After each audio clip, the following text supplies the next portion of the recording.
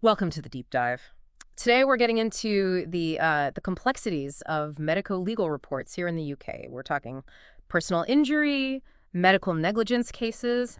It can seem pretty daunting, I know. It really can. It's quite a tangle sometimes. Exactly. So if you've felt like it's tough to get a proper handle on this, well, you're not alone.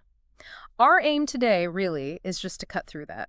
We want to pull out the key insights from all sorts of sources, legal rules, discussions between the pros, updates from service providers, basically get you the core challenges and, maybe some ways forward. Without drowning in jargon, we're trying to see it from different angles. And what strikes you immediately, I think, is just how vital these reports actually are. They're the bridge, aren't they, between medicine and law.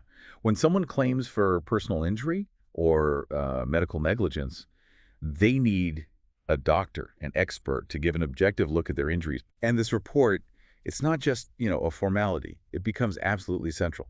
It has to establish what the injuries are, prove if the incident actually caused them, and then sketch out what the future looks like for the person. Okay, let's unpack that a bit. So this isn't just any note from your GP, is it? No, definitely not. These doctors are acting as expert witnesses. And you mentioned rules. They have to follow pretty strict guidelines. Exactly right.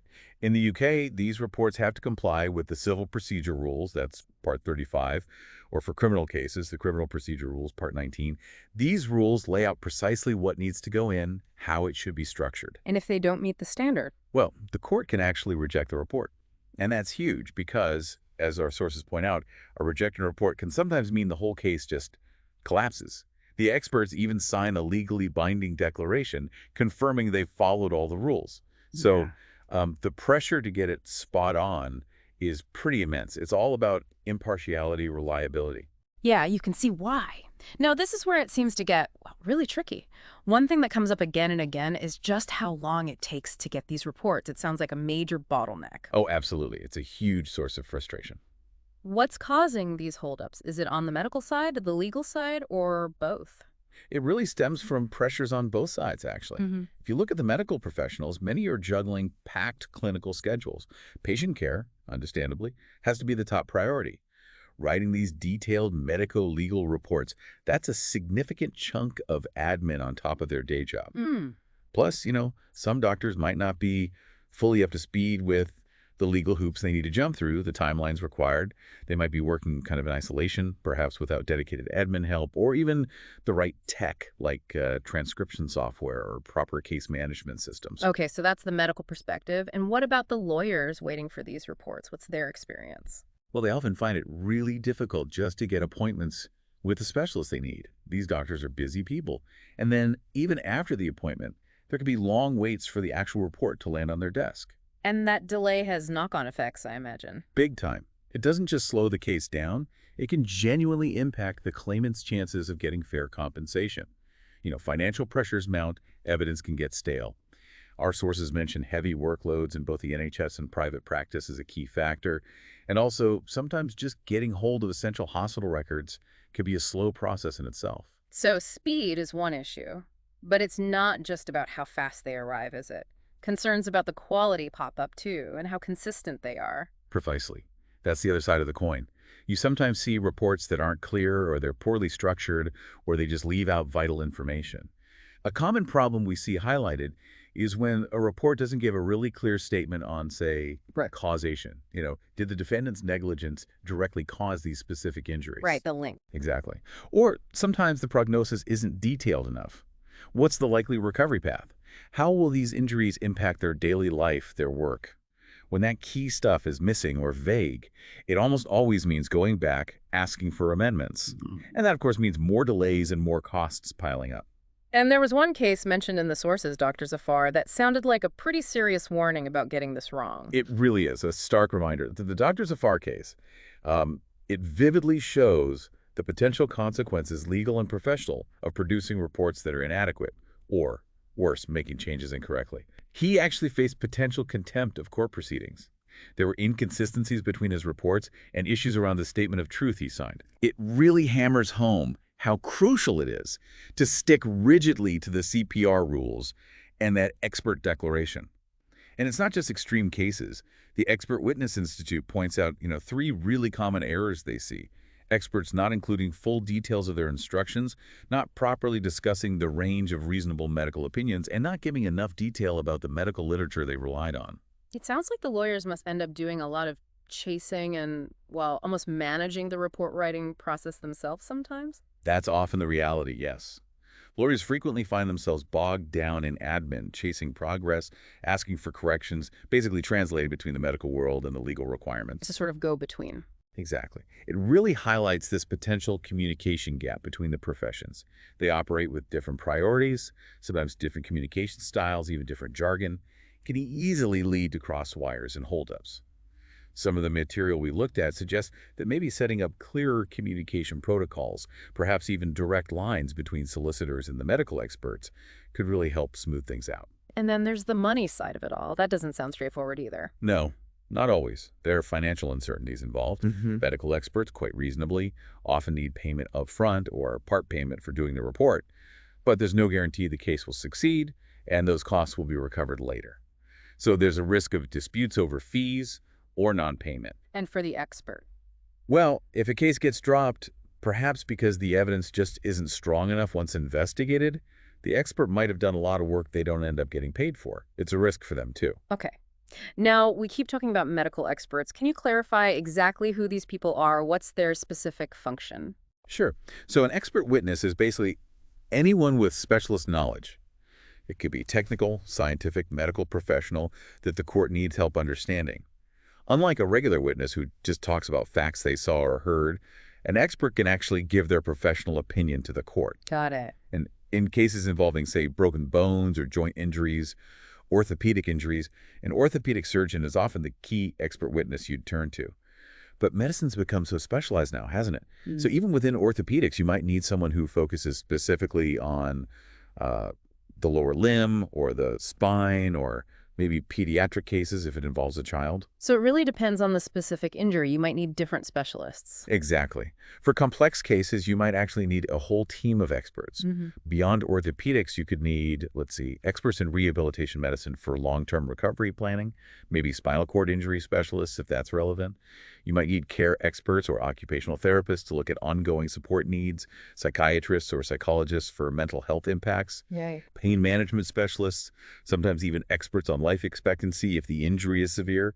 And then you've got physiotherapists, maybe accommodation experts looking at housing adaptations, prosthetic specialists, assistive technology experts, even people who assess specific transport needs, like adapting motorcycles if the claimant was a biker.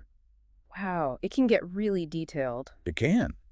The legal team essentially builds this tailored team of experts to prove every aspect of the claim and, crucially, to work out its value. That's where quantum reports come in. They're the one focused specifically on calculating the financial compensation based on all that evidence about the injuries and their impact. Okay, so we've laid out the challenges pretty clearly. The delays, the quality issues, the admin burden, the costs, what's being done, what are the potential solutions people are exploring? Well, there are definitely efforts underway from both the legal and medical sides.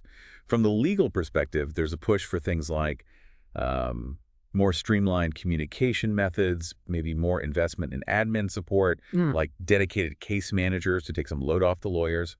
Also, providing better training for medical experts, specifically on the legal requirements, using technology more effectively for sharing documents securely. Makes sense. There's even talk of mentorship schemes for newer experts and trying to screen cases earlier, so maybe reports aren't commissioned unnecessarily if a case doesn't really have legs. And on the medical side, what actions are they looking at? Within the medical profession, there seems to be a growing focus on continuous training, particularly on using digital tools effectively.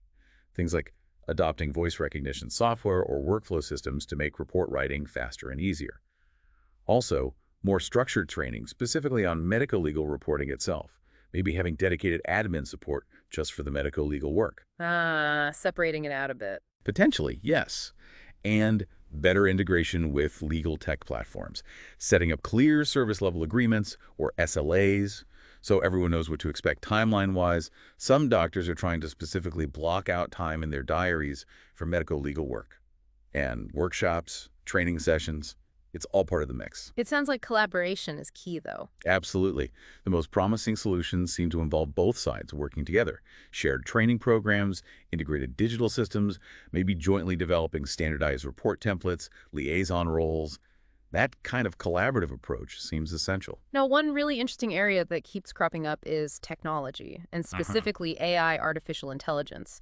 How might that fit into improving things? AI definitely has significant potential here, both in the clinic and for the reporting process itself. Think about it. AI tools could potentially analyze vast amounts of unstructured text in medical records to whip up comprehensive patient summaries. That could save clinicians a huge amount of time. Right, cutting down the background work. Exactly. There are tools out there already like Amazon Comprehend Medical or Microsoft's Azure Text Analytics for Health that are designed for this kind of thing. AI could also potentially assist with faster diagnoses, streamline record reviews for follow-ups, maybe even help reduce errors by flagging inconsistencies. And for the reports themselves, AI could automate literature reviews, finding relevant medical studies or establish treatment protocols much faster. So helping build the evidence base for the opinion. Precisely. There's even talk of AI-powered dashboards for real-time case tracking, maybe even assisting with drafting sections of reports. And don't forget telemedicine using video consultations, sometimes with specialized software for things like orthopedic exams, is another tech innovation being adopted. It sounds potentially transformative. But are there downsides? Obstacles? Oh, for sure. It's not a magic bullet. There are definite challenges. Data privacy and security are massive concerns, especially with sensitive patient information, think of GDPR. Then there's the practical issue of integrating these sophisticated AI tools with the sometimes quite old IT systems used in hospitals and law firms. Yeah, I can see that being tricky. Cost is another factor. Implementing and maintaining this tech isn't cheap, which could be a barrier for smaller firms or practices. And we need to think about things like potential bias in the AI algorithms if the training data isn't representative. Plus, questions around authenticating AI-generated reports and the risk of technical errors or data mismatches. So lots to consider there, finding the right balance. Exactly. Harnessing the power while managing the risks. Okay, finally, just to round things out, our sources mentioned different kinds of medico-legal reports. Could you just give us a quick overview of the main categories? Yeah, sure. The type of report really depends on the claim and the injuries. So you've got your basic clinical reports. They just detail the initial injuries and the treatment given. Then there are liability reports, which are all about figuring out who is actually responsible for the incident.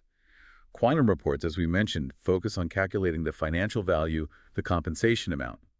Expert witness reports are the ones presenting the expert's formal opinion on the key medical questions.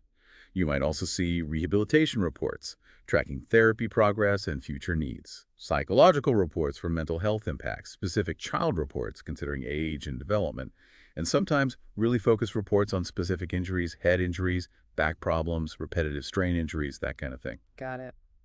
So wrapping up this deep dive, it's pretty clear the whole medico-legal reporting process in the UK has some real challenges baked in. We've talked about the delays, the quality inconsistencies, the heavy admin load, the financial uncertainties, and just the sheer complexity, especially in medical negligence cases. Absolutely. Right. But despite all that, it's also crystal clear how incredibly important these reports are. They really are essential for trying to reach fair outcomes in these difficult claims. They perform that vital function of bridging the gap between, complex medical reality and legal principles. And it is encouraging, I think, to see that people are actively working on improvements, better communication, more collaboration, adopting technology like AI, focusing on training and standards. There's definitely movement. Which leads us to a final thought, perhaps, for you listening. How can everyone involved, individuals, organizations across both law and medicine, work together even better? How can we really harness innovation, whether it's tech or just smarter processes, to create a system for medical legal assessments that's more efficient, more transparent, and ultimately fairer for the people making these claims? And while we embrace those technological possibilities, how do we make sure we keep that crucial human element, that empathy and understanding, right at the heart of these very sensitive cases?